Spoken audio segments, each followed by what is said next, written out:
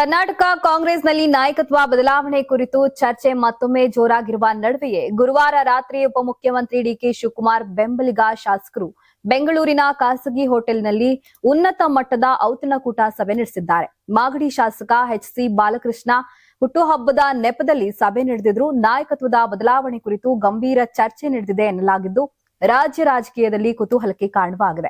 ಮೂಲಗಳ ಪ್ರಕಾರ ಡಿಕೆ ಶಿವಕುಮಾರ್ ಬೆಂಬಲಿಗರು ಒಟ್ಟು ಸುಮಾರು 60ಕ್ಕೂ ಹೆಚ್ಚು ಶಾಸಕರನ್ನ ಸಂಪರ್ಕಿಸಿದ್ರು.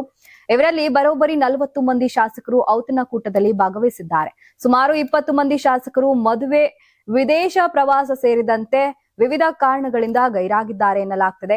ಗೈರಾದ ಶಾಸಕರನ್ನ ಮುಂದಿನ ಸಭೆಗೆ ಸೇರಿಸಲು ಬೆಂಬಲಿಗರು ಯೋಜನೆ ರೂಪಿಸುತ್ತಿದ್ದಾರೆ. ಔತಣಕೂಟ ಸಭೆಯಲ್ಲಿ ಮುಖ್ಯಮಂತ್ರಿ ಸ್ಥಾನ ಕುರಿತಂತೆ ಗಂಭೀರ ಚರ್ಚೆ ನಡೆದಿರುವ ಮಾಹಿತಿ ಲಭ್ಯವಾಗಿದೆ. ಹೈಕಮಾಂಡ್ ನಾಯಕರು ನಿರ್ಧಾರಕ್ಕೆ ಮುಂದಾಗಿದ್ದರೆ ಗಟ್ಟಿಯಾದ ಹೆಜ್ಜೆ ಇಡುವ ಬಗ್ಗೆ ಕೆಲ ಶಾಸಕರು ಅಭಿಪ್ರಾಯ ವ್ಯಕ್ತಪಡಿಸಿದ್ದಾರೆ ಎಂದು ತಿಳಿದು ಬಂದಿದೆ. ಮುಂದಿನ ವಿಧಾನಸಭೆ ಚುನಾವಣೆಯನ್ನ ಗಮನದಲ್ಲಿಟ್ಟುಕೊಂಡು ನಾಯಕತ್ವ ಗೊಂದಲಕ್ಕೆ ಅಂತಿಮ ತೆರೆ ಎಳೆಯಬೇಕು. ಈ ಗೊಂದಲದ ವಾತಾವರಣದಿಂದ ಪಕ್ಷದ ಮೇಲೆ ದುಷ್ಪರಿಣಾಮ ಬೀಳುತ್ತಿದ್ದು ರಾಜ್ಯದ ಜನತೆಗೆ ತಪ್ಪು ಸಂದೇಶ ಹೋಗುತ್ತಿದೆ ಎಂಬ ಮಾತುಗಳು ಸಭೆಯಲ್ಲಿ ಕೇಳಿಬಂದಿವೆ.